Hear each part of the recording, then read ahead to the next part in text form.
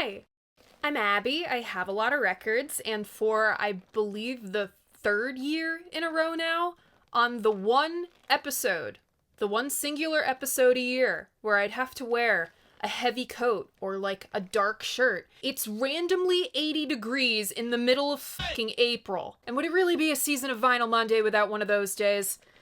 This is Vinyl Monday, by the way.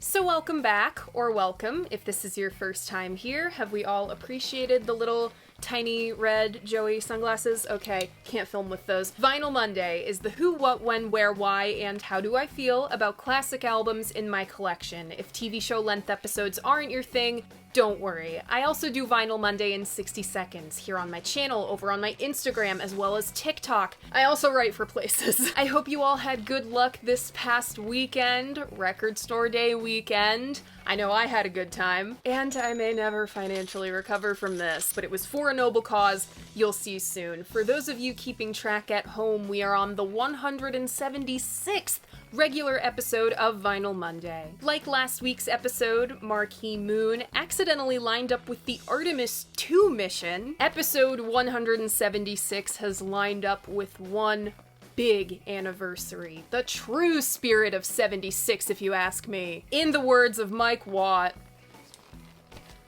thank God for the Ramones. Congrats if you guessed this one. Remember, if you want to play along, all you gotta do is check out my post tab. That's where I post the hints to what the next album is gonna be. I make announcements, I host polls. You can find all of that on my channel. And if you so choose, you can always read the written versions of my reviews on my website, linked in the description.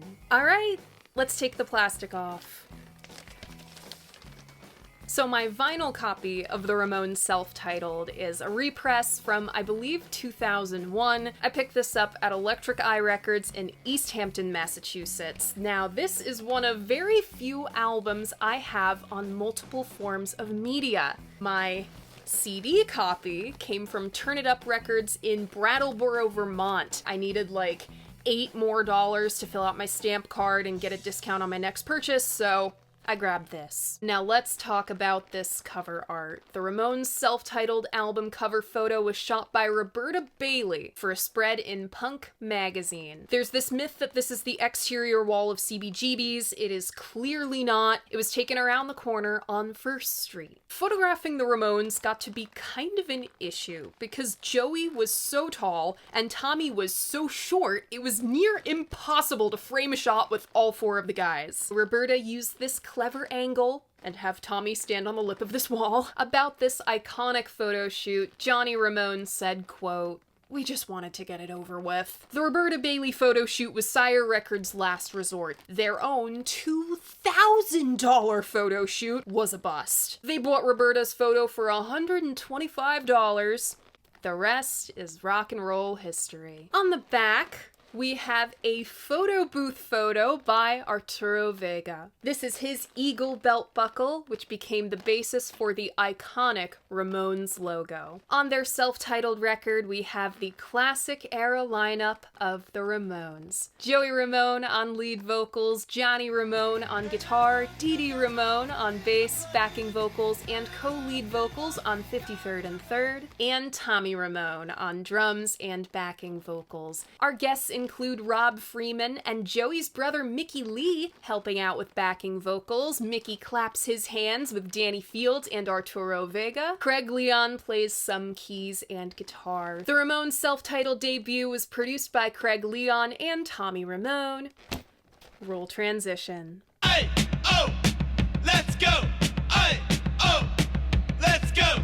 Hey, oh, let's go.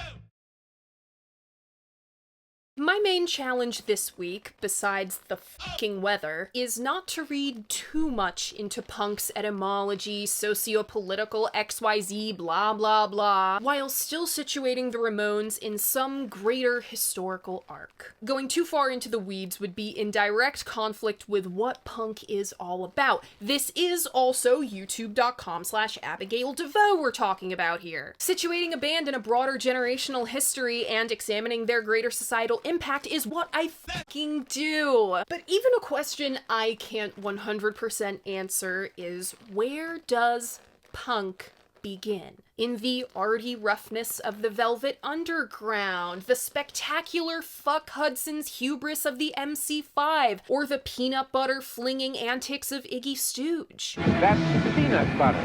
How about the singles that became nuggets, or Tom Verlaine and Richard Hell taking the first recorded instances of punk names? Or Suicide being the first band to describe themselves as punk rock, similar to how the 13th Floor Elevators were the first band described as psychedelic rock. Punk used to be an insult. And if you're of a certain age screaming at kids running around in your lawn, it still is. They're the dumb, no-good delinquents. Or worse. In Please Kill Me, the uncensored oral history of punk, Wayne Kramer of the MC5 said, quote, "From where I sat, which was federal prison at the time, punk did not have a good ring to it. Somebody that they knock down and make their girlfriend. You know, I'm gonna make you my punk.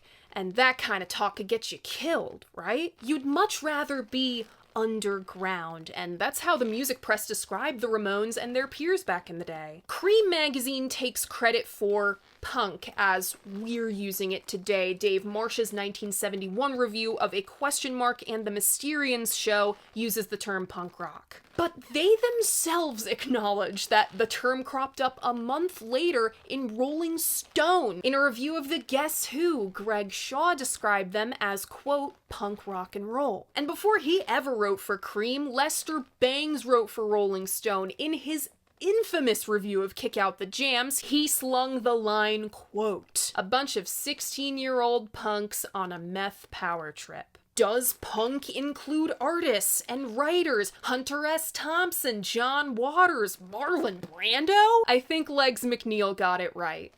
It was about real freedom, personal freedom. Forgive me for all the exhibition. It's much easier to tell where the Ramones began, with a few guys from the Forest Hills neighborhood of Queens. Jeff Hyman, John Cummings, and Douglas Colvin all went to the same high school, but since they were all in different grades, they only knew of each other. Jeff, then using stage name Jeff Starship, was singer of the local glitter band Sniper. Jeff loved rock and roll, everything from the Beach Boys to the Five and everything in between. About Alice Cooper, his main inspiration to start singing, he said, quote, "He was very primal, which brought out the beast in me, the kind of insanity that was going on. In the beginning, I really believed Alice, until I found out he wasn't really a necrophiliac, and then I got pissed." John was a construction worker, and as of where we drop into the story, Doug was working in the mailroom in the building across the street. They would get together, grab beers after work. One afternoon, they wandered into a music store together while drunk, and bought their instruments. Now, Doug subjected himself to some hard living, through which he met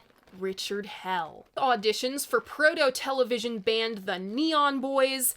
Doug could not play guitar. It went about as well as you might think. Jeff knew Doug through the music scene, and Doug introduced Jeff to Johnny. Tommy was more of a manager figure at the start. He was briefly in a band with John when they were in school. Wouldn't you know it, Tommy also went to Forest Hills High. But he encountered the future Ramones as a group through the rehearsal space he ran with another Forest Hills High alum, Monty Melnick. He would become the Ramones' roadie/sound guy. All these guys had just two things in common. They were misfits, and they like the Stooges. That was enough to start a band. Since this is me we're talking about here, there's lots of zooming out and zooming in. Let's zoom out to the state of America at the time, which was Watergate. Since VP Spiro Agnew resigned, Speaker of the House Carl Albert nominates Gerald Ford to be the new VP.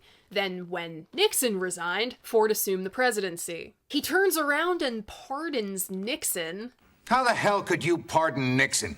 leaving a bad taste in people's mouths, so does the principle of having a president who wasn't elected president or VP. And the Ramones' home city of New York was a mess in 1975. The city was in a $1.5 billion deficit, so there were mass layoffs of what us post-2020 folk would call essential workers. Think your bus drivers, garbage truck drivers, janitors, even policemen. There's a spike in drugs and crime in the city, and boy did it smell! Gritty, down in the doldrums New York in the mid-70s could not have been more different than the state of rock and roll. For one, 1974 and 75 were kind of weird years in the grand scheme of things. There was no one direction, right? You have pop, you have funk, you have whatever Neil Young's on, you have Joni Mitchell going into jazz. And all of a sudden, the music industry took itself so seriously because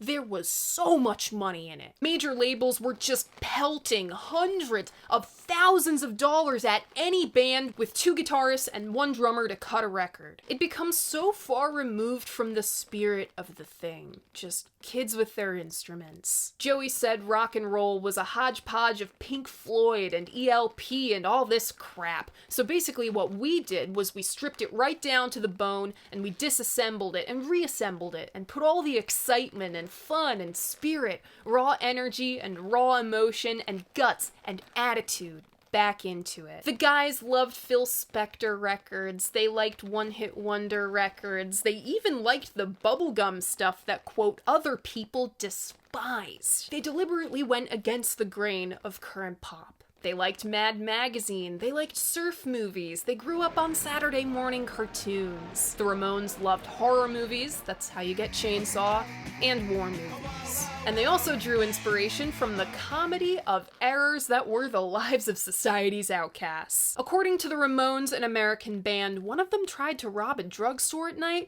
but broke into the wrong back door and wound up in the laundromat. Joey said, our early songs came out of our real feelings of alienation, isolation, frustration, the feelings everybody feels between 17 and 75. The guys wanted a cohesive look. Remember, punk is all about image too. It comes from the joint cabaret revival and glitter lineage of the Lower East Side scene. They settled on a uniform of t-shirts, leather jackets, Levi's jeans, and tennis shoes. Something any American kid could identify with. They all got matching grown-out mop-top haircuts. There were slight deviations in their individual looks. For example, Joey wore little colored glasses for his terrible eyesight. If we have a matchy-matchy look, we have to have matchy-matchy names. Johnny's was pretty easy to figure out. Dee Dee nicknamed himself after another famous bassist, Paul McCartney's Beatle-era code name, Paul Ramone. And Dee Dee Ramone's nickname for Jeff was Joey. Girls loved this act. It was bad, but not too bad. You know, you'll rumble after school and roll your eyes at dad, but still kiss your mom on the cheek when you get home. The Ramones put a lot of work into self-promotion in the early days, thanks to the 6th Ramone. Sometimes stagehand, mostly artistic director, Arturo Vega. Before they started selling out auditoriums, the band made most of their dough selling. This is a great opportunity to take off this jacket. Arturo's t-shirts. The shirt I'm wearing is based on Arturo's original design, with some slight alterations made over the years. Clearly, these are not iron-on letters. The logo was inspired by Vega's visit to DC, where he saw the president's seal all over the place. He changed the eagle's olive branch to an apple branch, as the Ramones are, quote, as American as apple pie, and the quiver of arrows is changed to a baseball bat, for obvious reasons. In this most original form of the Ramones, the 3-piece Ramones, Joey was supposed to be the drummer and Dee Dee was supposed to be the singer, but Dee Dee's voice would give out after 3 songs, and it quickly became apparent that Joey was a much better singer than drummer. Their first gig under the Ramones' name was on March 30th, 1974, and they sucked. Openly, publicly sucked. We play loud, people might think we're good. And a 1, and a 2, and a 1, 2, 3, 4. They would throw their instruments down and storm off stage if they screwed up. They'd bicker with each other about what they wanted to play. Every single song started with 1, 2, 3, 4, and sometimes after the count they'd all play different songs. Their sets were only about 15 minutes long because they only had a few songs. There's this joke that they wrote all their I don't wanna songs before they came up with an I wanna song. And that song was Now I Wanna Sniff Some Glue, and partly because they played everything so fast. But I really commend the guys for putting themselves out there and being brave enough to get on stage in front of all these people who were booing them and laughing at them before they were done cooking, so to speak. Before the egos and girlfriend stealing and heroin, the philosophy of the Ramones was brotherhood. Same clothes, same names, same hair, and no individual songwriting credits. After months and months of failed auditions for drummers, Tommy finally stepped in. And soon after, the Ramones enter CBGBs. If you want to know more about the origins of the club, then last week's television episode has you covered. I also bust some commonly accepted myths in there. The guys saw an ad in the paper for a television gig. Thanks in part to Dee Dee dating Cockette and friend of the New York Dolls, Pam Tent, the Ramones made their CBGB's debut on August 16th of 1974. Save for Tom Verlaine and Patti Smith sharing a voice, none of the CBGB's groups sounded remotely like each other. You have Patti, who is in line with the Beat Poets and openly reverential of her 60s idols. She loved the 60s, but not in the way that television loved the 60s. They were very psychedelic and garage rock influenced. As Clinton Halen identifies, where fellow newbies Blondie had to zero in on their pop sensibility to break through, the Ramones were determined to lead with their roughness. Joseph W. Washek, writing for... forgive me for getting a little meta here, said, quote, "There was a doctrinal set of beliefs regarded as essential to the rock faith that the Ramones rejected. Swing, the blues, and improvisation. The choppy, stiff, ultra-fast, grooveless tempos of the Ramones were the antithesis of swing. Their chords and melodies abandoned the blues feeling and structure. There were no solos or any interplay between the instruments, and strict adherence to only the most rudimentary instrumental technique. No roll, all rock." In this sense, quote, punk did not originate on the scene at CBGB. The Ramones brought it there. In late 1974, the Ramones make their first major move towards scoring a record deal. They cut 15 demos in one day. Say what you want about these guys, but you can't tell me they're not efficient, with Tommy as producer. He was an engineer at the record plant for a while. These demos were assembled into an LP and put out as a Record Store Day exclusive a couple years back. They started building a fan base, including Alan Vega of Suicide, David Byrne and Chris France of Talking Heads, even Lou Reed. And they got extensive press coverage from New York publications, and Punk Magazine, and even the NME across the pond. But Lisa Robinson of Rock Scene and Hit Parade was their greatest champion. Quote, "I really loved Led Zeppelin, but after spending several tours with them and watching lengthy guitar and drum solos, I saw the Ramones, with all their songs under 3 minutes, and thought that it was such a refreshing change. I thought they were really charming, and that, for the time, their energy was a much-needed shot in the arm." She was the one who convinced Danny Fields, our old friend Danny Fields, not to throw away the blitz of mail he got from them. The Ramones didn't even really know who Danny was. They just knew he was responsible for signing the Stooges and the Five, and if he liked them, well, he must like us. Danny said, quote, Lisa, knew my attention span wasn't very long, and I guess she liked the idea that they had a gimmick. They were right what the world needed at that time.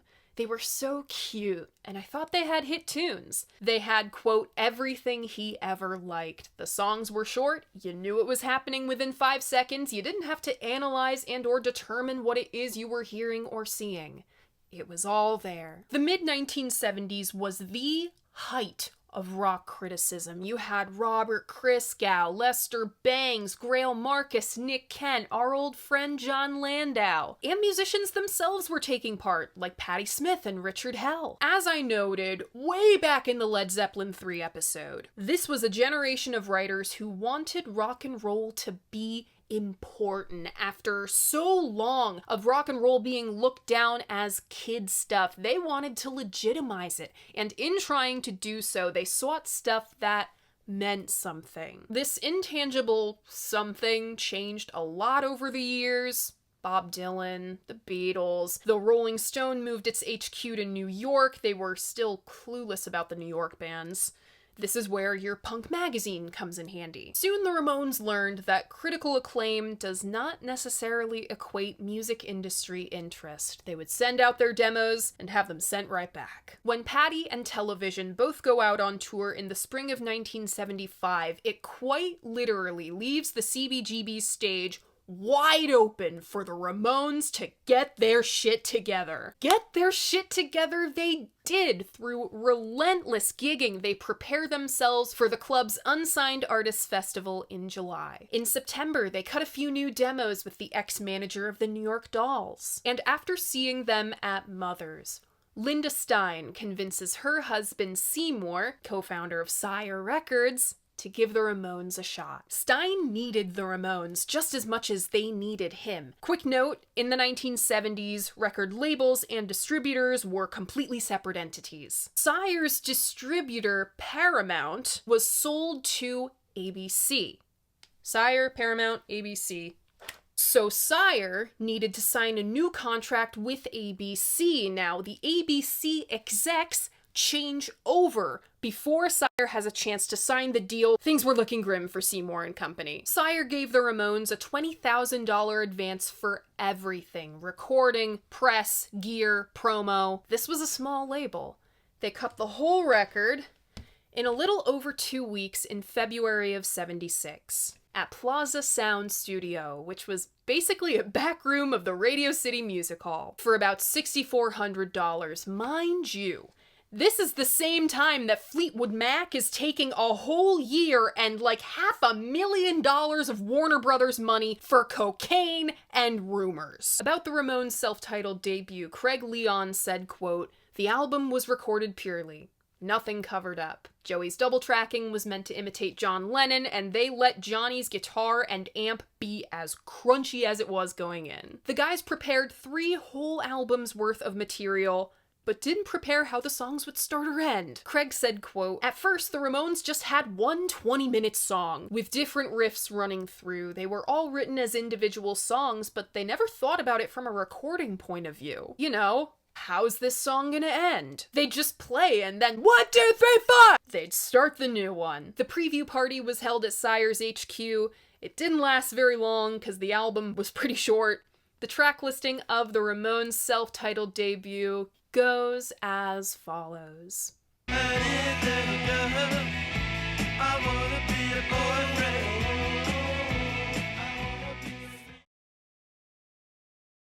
Opening up side 1, we have Blitzkrieg Bop, followed by Beat on the Brat. Then Judy is a Punk. Next, I Wanna Be Your Boyfriend. Then Chainsaw. Next, Now I Wanna Sniff Some Glue. And side 1 closes with I Don't Want to Go Down to the Basement. Opening up side 2, we have Loudmouth, followed by Havana Affair. Then Listen to My Heart. Next, 53rd and 3rd. Let's Dance, I Don't Want to Walk Around with You. I don't want to walk around with you. And the album closes with Today Your Love, Tomorrow the World. The Ramones debuted on April 23rd, 1976, 50 years ago this week.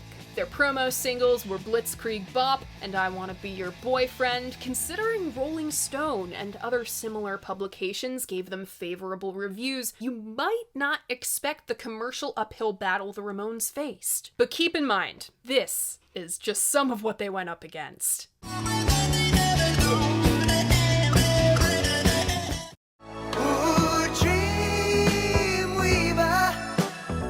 Thunderbolt and lightning, very, very frightening me. Galileo. Love you.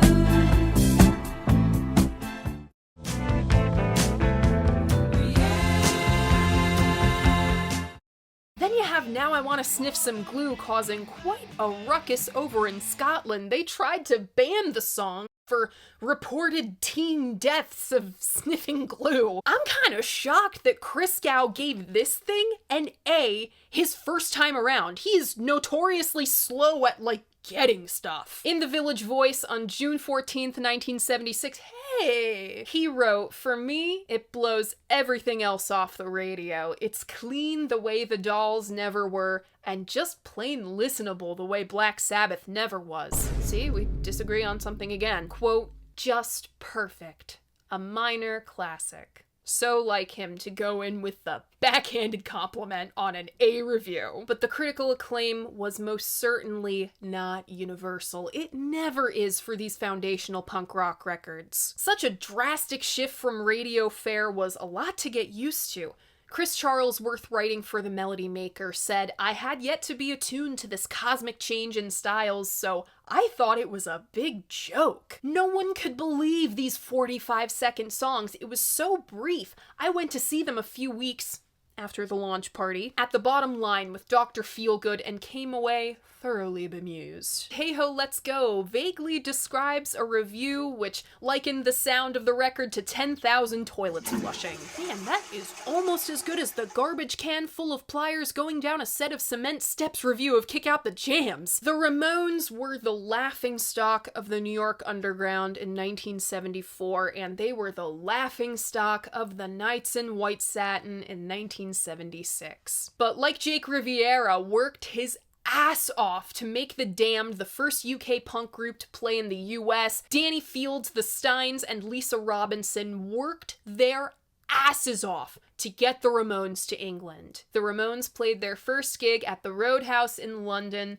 on July 4th, 1976. Danny thought it was appropriate. Quote, "It was the 200th anniversary of our freedom from Great Britain, and we were bringing Great Britain this gift that was going to forever disrupt their sensibilities. We dumped your tea in the harbor." It's kind of a stupid question to ask in this video who the Ramones influenced. They influenced the Sex Pistols for one. Sid Vicious loved them, and so did Johnny Rotten, even if the guys slightly hazed him with piss in his beer. And the Clash. Both Mick Jones and Paul Simonon were at that Roadhouse gig. The Minutemen, see the Mike Watt quote at the top of this episode. The Huskers and Black Flag. Sonic Youth, people. They're on the Gabba Gabba Hey tribute album. 4 whole covers from this record round out that Hold That Tiger live album. Thurston loved the Ramones because Joey was the first rock star he could physically relate to. And the Doorman, assuming they both knew each other because they were both so damn tall, was how he first got into CBGBs. Insert like every 2000s pop punk band here. The Strokes, the White Stripes. Mike Love covered Rockaway Beach? The least punk musician in the world covered the Ramones. Cut the cameras.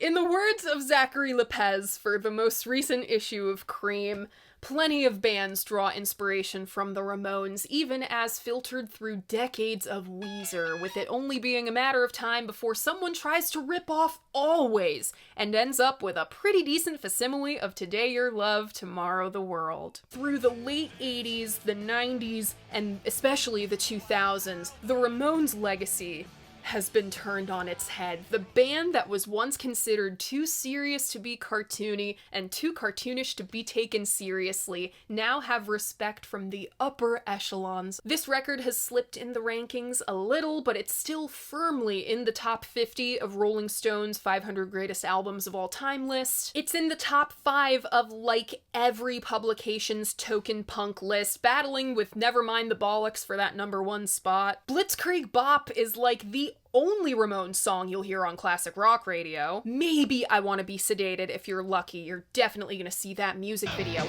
It's been in ads, Bud Light, Diet Pepsi, Coppertone, Taco Bell, Mitsubishi, GoPro, Pfizer. I swear to God, Blitzkrieg was in a laptop commercial in my youth, or maybe it was the iPod. It has slowly climbed the rankings, bloodying its hands and its knuckles on the way, but in April of 2014, nearly 40 years after its release, the Ramones' debut finally achieved gold certification. So, 50 years later, what do I think of the Ramones?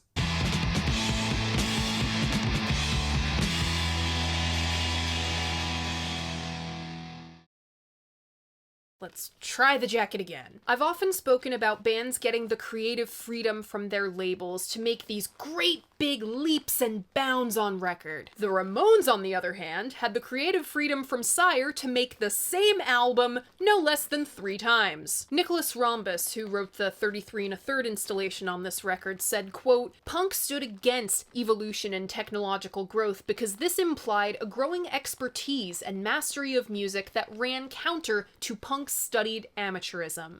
Punk is, in part, a performance, the dumb adolescent forever." When I'm lying in my bitterness, I don't wanna grow up.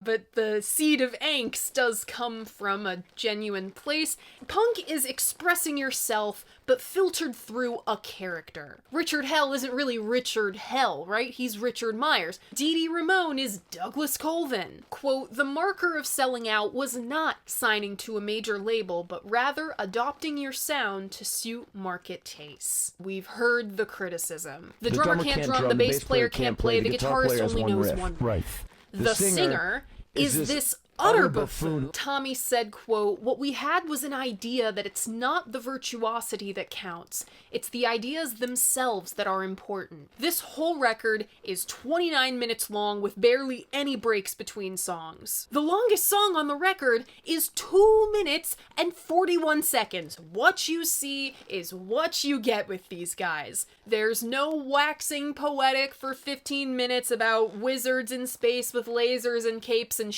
Dave Marsh said, quote, "Of course it all sounds the same. It's supposed to." There are very few truly perfect recordings in rock and roll history. Blitzkrieg Bop is fucking flawless. It's the American punk rock song for a reason. And talk about writing an accidentally perfect pop song. It was inspired by the Bay City Rollers, if you can believe it.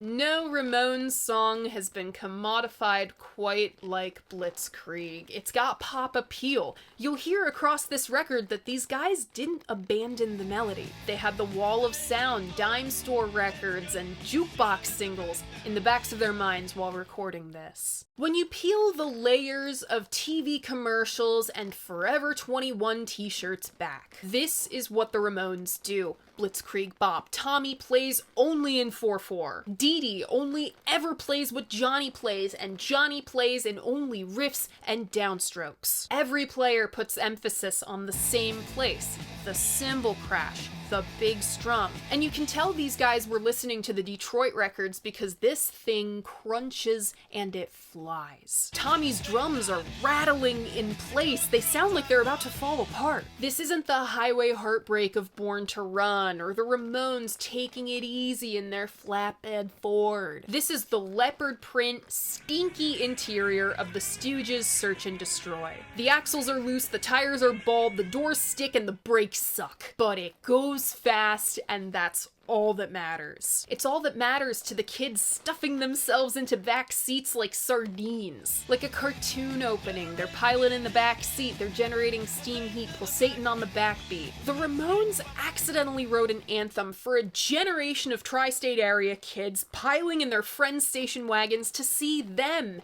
and their friends at the New York clubs. Blitzkrieg Bop sounds more like a 60s dance craze in this context. And Shoot 'Em in the Back now becomes more an ambush these kids with something they never knew they needed, as opposed to a literal attack. What they want, I don't know, but they're all revved up and ready to go. For the next 29 minutes, we are go, go, go. Hey ho, let's go. These guys may have played dumb, but they weren't really dumb. The super compressed drum sound over Joey's compressed chants is flat on flat. It's instant iconography like a black on white print. It's not glossy. Maximum impact. I think I first heard this song in the soundtrack of one of the Spider-Man movies. One of the Tom Holland Spider-Man movies. It was either this or I Want to Be Sedated was in the end credits, because it's just such high school music.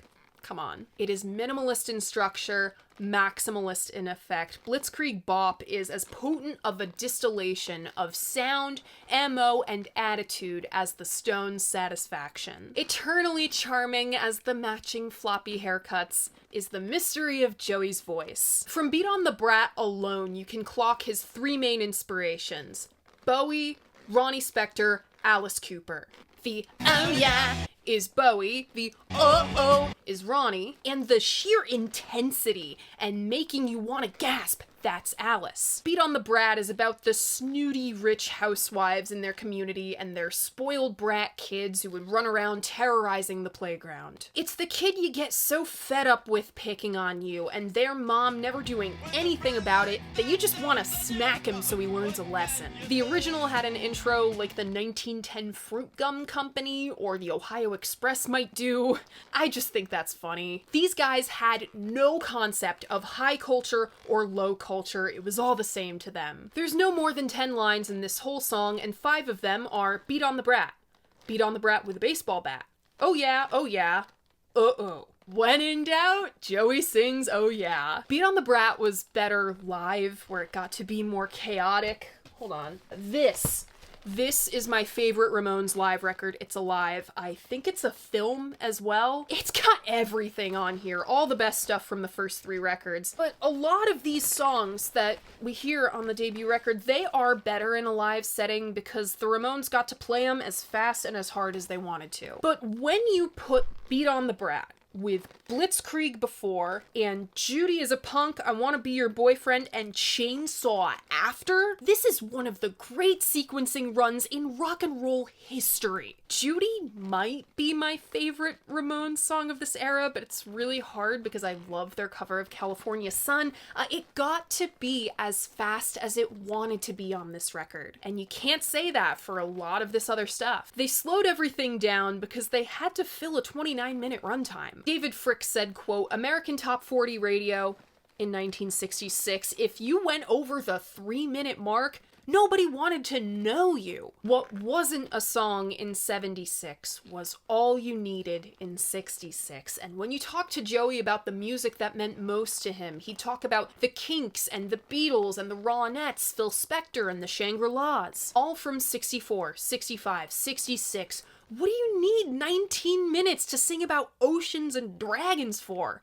Cut it out! It doesn't work in this context, or with this group of guys. Like, Chuck Berry didn't play a 19-minute song, so Johnny Ramone wouldn't. Judy has an undeniable riff, which favors the bass line. Dee Dee sounds great on this, and it's an homage to the girl groups they loved. I know I don't know why.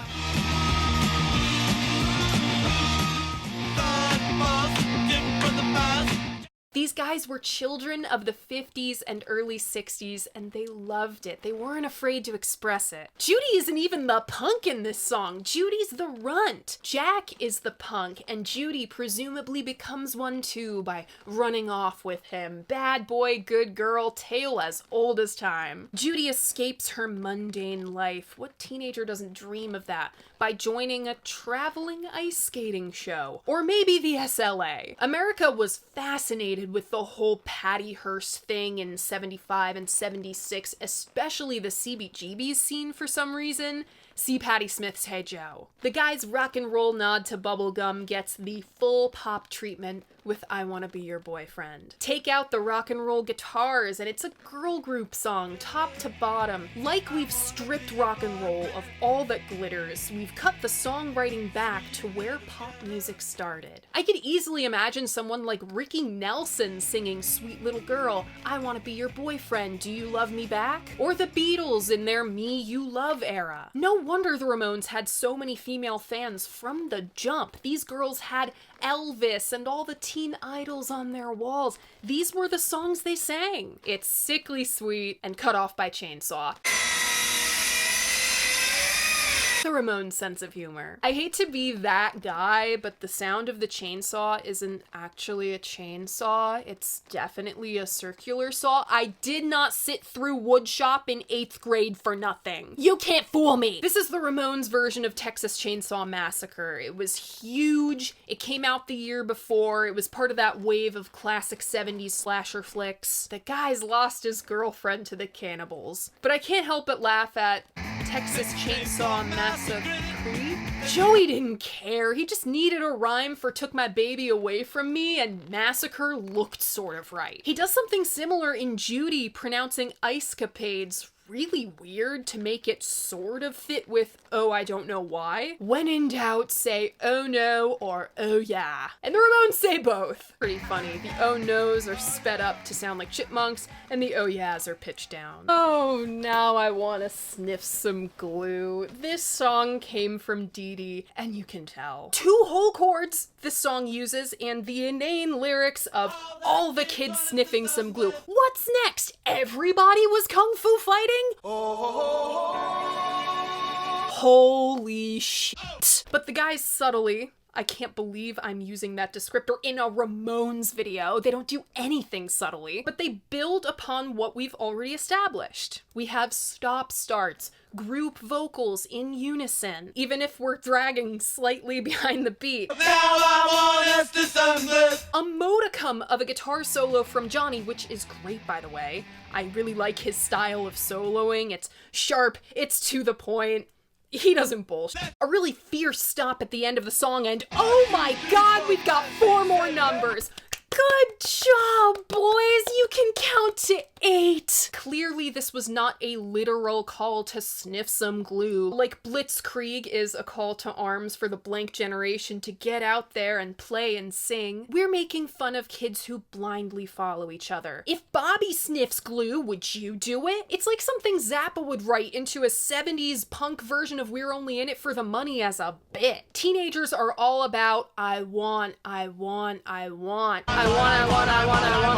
This time, the Ramones tell us what they don't want. I Don't Want to Go Down to the Basement is a whole 2 minutes and 41 seconds. I know, we're getting real advanced here. But I don't think it was used to the fullest Ramones potential. Like, at this point in the record, a whole 13 minutes in, we know what these guys can do with 2 minutes. Don't tell me you can't finish the word basement. It's unfortunate because this is a great moment for Johnny and Dee Dee's shared riffage and Tommy's wet cardboard box kick drum. Flattest sound I've ever heard, and it's such a contrast to the snare and the cymbal, which are a lot fuller. I find it really interesting that the Ramones can invoke the Spectre wall of sound while having such a flat sonic landscape on their record. It goes to show the power of less is more, the power of their riffs, and the sheer conviction with which Joey sings. I'm similarly underwhelmed by Loudmouth. The riff is way too similar to Blitzkrieg.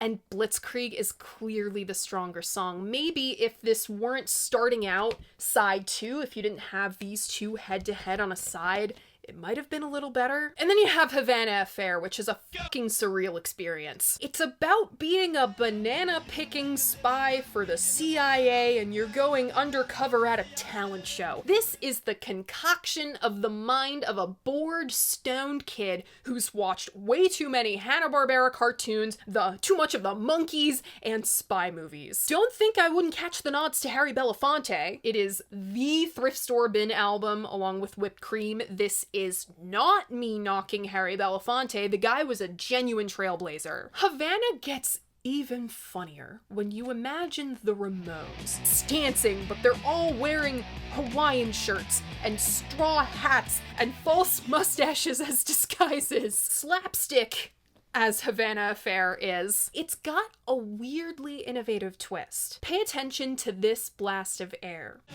Baby, baby, make me loco. Baby, baby. Sound familiar?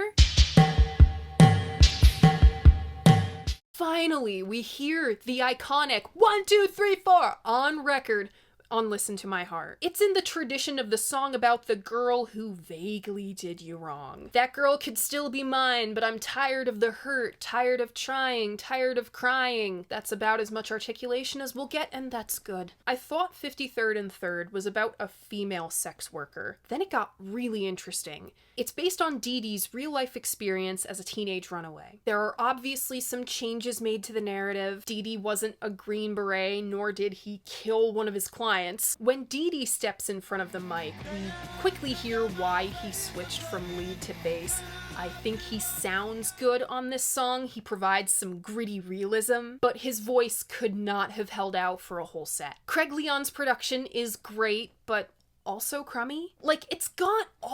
It has the wall of sound power without the fuss. But you hear all the crunch, and where the hell did the organ come from? The Ramones knew how to do a 60s cover. They would far surpass Let's Dance on future records, but this is a debut album. We're laying down what we're all about. There's room to grow here. I Don't Want to Walk Around With You is another one of my favorite early Ramones songs. I was surprised to hear how well this translated to the studio LP. Dee Dee deviates from the riff, which helps both him and Johnny stand out. They're playing with even more attitude here, matching Joey's delivery. This doubling up of I Don't Want to Walk Around With You and Today Your Love, Tomorrow the World, also a powerful showing for Tommy. I wish we got more of the Ramones' experience on this record. I've heard so many stories of the guys just weed-whacking their sets, playing everything bang, bang, bang with only a 1, 2, 3, 4 to separate. I wish we got that here, but we do get it between Walk Around and Today Your Love. I thought Today Your Love was just the part, and there's a whole part tacked on the front, and oh boy! Joey was Jewish. It really disappointed Dee Dee in particular to learn that people misinterpreted these lines as the Ramones saying fascism is okay. People taking Now I Want to Sniff Some Glue seriously, right? Dee Dee was the one who brought the Germany fascination into the Ramones fold. He grew up in post-war Germany and had this fascination with Nazi-era Germany because he saw leftovers from the war all over the place. This is a hard line for some people. It was a hard line for Seymour Stein. This song was censored for a long time, but on both my LP and my, CD, I have uncensored versions with the line. How did this not cause an uproar in its day? Easy. Because they hardly sold any records in the 70s. Legs McNeil said, the entire 70s culture was based on being nice. I don't know about that, but go on. You had to be nice. It's no accident that smiley faces became the symbol of the 70s. So when the Ramones sang that they were Nazis, they were really saying, we refuse to be nice. On the other side of this, Lester Bangs, in his White Noise Supremacist essay, he articulated how this stuff made it to the nihilistic no future branch of punk and got way out of hand, and that's why we now need to say Nazi punks f*** off. Then you have Chris Gow in his review of this record. Quote, these boys flirt with images of brutality in much the same way the Rolling Stones' Midnight Rambler flirts with rape. You wouldn't say they condone any nastiness, natch. They merely suggest that the power of their music has some fairly ominous sources, and tap those sources, even as they offer the suggestion. This makes me uneasy, but my theory has always been that good rock and roll should damn well make you uneasy. I also want to cite this exchange between Hey Ho Let's Go author Ramones biographer Everett True and Arturo Vega. How do you take a Jewish boy singing, I'm a Nazi Shotzi, I fight for the fatherland, seriously? Exactly. Today Your Love, Tomorrow the World is, in the Ramones specific case, turning the weapons around and using them on the aggressor. Pointing and laughing at how lame they actually look in their uniforms. You're doing what someone else is telling you to do? Loser! Ah! Aside from this, there are no politically inclined songs on this album. These were kids of the 60s. They were sick of Bob Dylan and Joan Baez preaching to them. It's like John Cale explaining why he hated folk. Every song is a fucking question. Joey was a leftist. Johnny was rock and roll's most famous Republican. God bless President Bush and God bless America. DIY has always been the fabric of punk, But left-leaning politics were not essential to this wave the way they were before and after. The 60s were a reaction to the cookie-cutter, perfect, rigid 1950s. The brown 70s were a response to the chaos and disorder the 60s fell into at the end, and punk was a response to that order with their own chaos. The pendulum has swung, and we see it in full, irreverent, goofy, powerful, instigatory display on the Ramones. We've gone from rock and rollers, guys in leather jackets with instruments playing 3 chords, to virtuosos and studio lavishry of the 60s, guys in their colorful satin shirts, through the excess of glitter and stadium rock, and right back to some guys in t-shirts playing on instruments with 3 chords. Time is a flat circle. What more could possibly be said? This is one of the great debut albums of all time. It's not my pick. I got 2 that ranked before this. The Ramones got this so right, though, that they could do it 3 more times and get off scot-free before they truly branch out. It's not my pick for the first punk album either, but it was certainly the one that blew the fucking lid off the whole thing. After this, every tennis shoe wearing, guitar slinging, garage dwelling burnout kid just wanted to be the Ramones. These guys opened the floodgates for disaffected 70s youths to express their frustrations at the country's conflict with Iran, the fuel crisis, the recession. Again, time is a flat circle. Kid Congo Powers captured that experience. The second I got home with the LP, I raced up to my bedroom and dropped the needle onto the vinyl and started laughing hysterically, jumping up and down because the music was something else, a pure adrenaline rush of exhilaration. If we learned anything from the jackass phenomena of my youth, teenage boys are adrenaline junkies. Why do I love the Ramones? They were freaks and misfits and outcasts, and they were proud. They put themselves out there. Even when they knew they were gonna get laughed at. They put tough guy leather jackets on their freak. They made freak cool. While Now Future is fun, I love that the Ramones weren't nihilistic like some of their peers or even their heroes, the Stooges. They were more like the MC5 than the Stooges for that shared sense of altruism. If you pick up a guitar and you get together with your buddies, you can change people's minds about the freaks and the misfits of the world. Or, at the very least, put a little power in their hands. They weren't the first band doing what they did, but they were the right band in the right place at the right time. Simple as that is, you can't discount the power of that.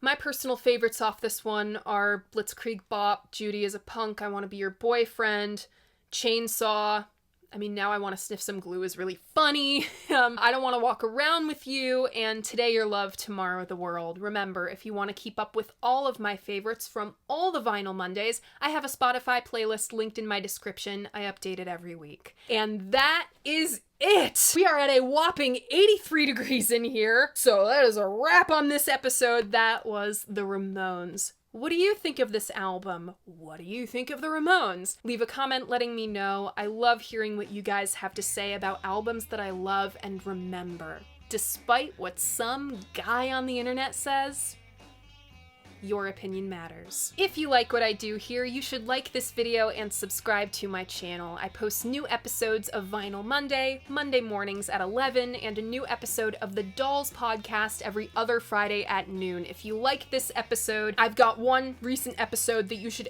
absolutely listen to. It's an interview with Jenny Shore of the LA punk band Backstage Pass. And if you so choose, you can become a member of the freaking Peanut Gallery, my Patreon, where I post monthly exclusive videos. I'll have one with all my RSD stuff there, and early access to uncensored cuts of these episodes. It gives a little extra support to what I do.